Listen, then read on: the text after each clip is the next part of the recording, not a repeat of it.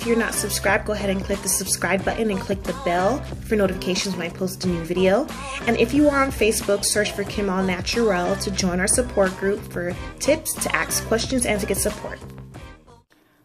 I am back for my first actual talk video 2019. 2018, you know, is long gone. And there's something I haven't been able to tell you guys as far as check-in wise. So good things happened last year for me. I finally dropped my homesickness. I feel okay being away from Miami longer periods of time. When I go home now, I feel like a foreigner. I don't feel like I fit in.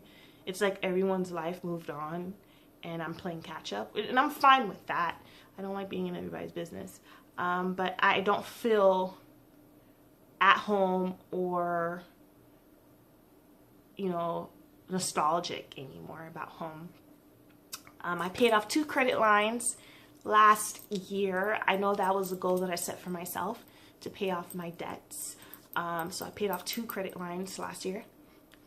My goddaughter, Zahara, was born. She's my cousin's daughter. Beautiful, beautiful little girl. I haven't been able to meet her yet, so I look forward to going back home just so I can meet her. I got to see my high school best friends. I got to see my friend Valerie and my friend Janice, my friend Juna and Carmel and Jennifer, like a lot of folks from high school. My good friend Juna got married in October, and I was just blessed to be able to be there to celebrate. Like, I love that girl so much, and I seen, like, God's been moving in her relationship with her husband, now husband, and the celebration was perfect for them. Like, it oozed her and her husband, and I'm just so happy, and was so happy to be a part of that celebration. So it's been there was a lot of good things that happened to me last year, but I also had some bad things happen. Well, this is kind of good. When I returned back to Austin from the wedding, I was finally diagnosed with PCOS. I know in a previous video when I was talking about facial hair, how to deal with it, I said I didn't have PCOS. And I only said that because since 15, all of the doctors, OBGYN I went to, kept telling me it was not PCOS. And I tried very hard not to self-diagnose myself, but finally I found a really good OBGYN here. And I was sent over to endocrinologists. I had to do a bunch of different tests. And they finally found out, yeah, yes, I do have PCOS. Now, getting diagnosed was good because I've been gaining so much weight. And I've honestly felt bad. I was falling into depression because, like, depressive states, because I felt as though my life was like, I didn't recognize myself anymore.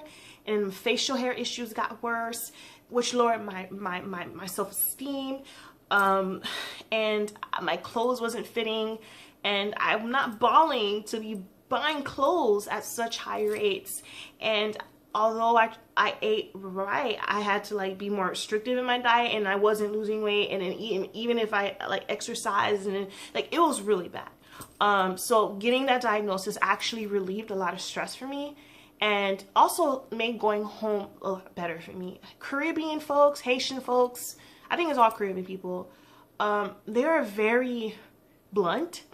And although I knew that they were speaking out of love, like, every time, like, my grandmother, my brother, my sister, my mom, everyone, my uncles, all commented on my weight. And this is why I didn't want to come home, because I honestly, like, I already was having a lot of mental issues here for the year, and then, like, when I go home, like, it gets worse. Like, instead of feeling like, okay, I'm gonna be accepted, I was going through a lot of self-hate, and my image, like, it was horrible. So that diagnosis really helped alleviate some of that strain and shame that I felt within myself. I thought I was letting myself down, but knowing that it's not me, there was something metabolically wrong with me, and now I know, like, I have the proper tools now, so I can be healthier and learn how to love myself at where I am now, and even when I lose weight. So it was bad. I still kind of struggle with that the last couple of months. I did make good strides. I lost about 15 pounds. But yo, I've been like stagnant the same weight for the last 3 weeks. It's been hard, but I'm working through it. The ugly last year, I think for my like, dealing with my depressive state and the negative thoughts and emotions I had towards myself, I naturally ghosted from a lot of people, but a lot of the ghosting was for positive reasons. There were a lot of people in my life that were really adding stress and like they were not alleviating what I was feeling. So I had to like be very strategic with who do I want to hang around. Like I need someone that's going to uplift my spirit. I needed to be around people who was going to uplift me and not cause me to be even stressed out. I quit my second job last year. I made that decision after I finally got the diagnosis because my second job was adding additional stress to me, which was making me gain even more weight. And you know what? I'm battling this thing as a daughter of 2 immigrants, Caribbean, Haitian immigrants. It's hard because we believe in being productive. We believe in like saving and paying off debts quickly. So that second job, letting it go, I really had to put my trust in God and like, okay, Father, you're going to help me with just this one source of income. How can I be a good steward to this small source of income and pay my debts and also build for future? So, you know, I am prioritizing my spiritual and physical health this year. I've decided not to apologize to saying no to hanging around with people. And I'll also place the higher dependency on God as my provider. And I know this means, you know, more sacrifices, but they're not really sacrifices. There are a lot of things that we as a Western world deem as necessary that really are not. I'm going back to my roots and going to focus on everything God's natural earth has to offer. So, you know, even being more like real with my foods, although like I'm doing pretty well, but you know, my diagnosis calls for more. Sights, like natural, like I know they used to call me a hippie back in Miami. My some friends say I'm weird, but I now understand why being in nature is so good for me. Like my name, first of all, Kimberly means royal one in the forest, of the forest. So, you know, it makes complete sense to me that I feel so at home in nature and I feel closer to God in nature. So I want to make sure I focus on real sights and real people and real food. I hope to travel more. Like I had a good talk with my big brother. He's like, Kim, you know, he's like, you like our big sister. Like she just thinks about financial security and future. And I thank God for my brother because I think is the only person that could have, you know, put it through my head that life is not only about, you know, being financially secure and paying, you know, working and paying bills and paying debts. It's also about enjoying life. So I'm prioritizing traveling more. I am single. I have no kids. This is the prime time for me to be able to travel and see other cultures and other people and learn. I believe travel cures a lot of things. And I am, like, as I'm saying this, I'm like, oh my God, how am I going to afford this? How am I going to afford this? I got to pay my car note. I got to pay my car loans. I got to pay my rent. And like, I'm like just trusting that God, like I would prefer to sacrifice things like internet and TV. I don't even have TV services, but I have streaming services and internet just so I can put that money towards an actual trip, going somewhere outside of North America. I want to leave the American continent. I want to leave this region. I want to experience Asia. I want to experience Africa. And although, you know, Haiti, we have a lot of African traditions, I want to go to an African country, experience different cultures. There's so many different ethnic groups and cultures in Africa. I want to be able to see the Asian countries. Europe, I don't care for the, you know, the popular places in Europe. I would like to see places like Sweden and Switzerland and Northern Europe and in Poland and stuff like that. But everything else, I really don't care about it. One, I don't want to give my money to Europeans. But two, like it doesn't appeal to me at all. But this is where I'm at right now. That's my check-in. So I do have some goals They're not necessarily for this year, but this is just things for me to work towards. I learned not to be so hard on myself when it comes to my weight and my health. My health is not only my size. My doctor tells me I'm very healthy. My numbers are dope, but my size. And because of my condition, I am at risk of other things in the future. So I know I have to prioritize my health. I do want to drop down a size.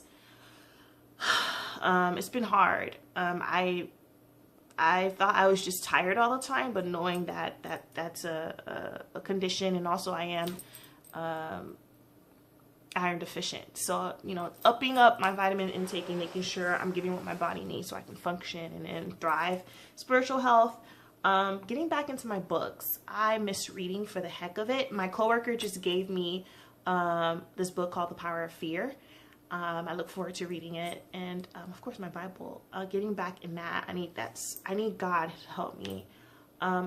Although I've been feeling this self-hate and shame, the Word of God and what God says I am has been the only thing holding me, and resting in that. And it's like I need hope.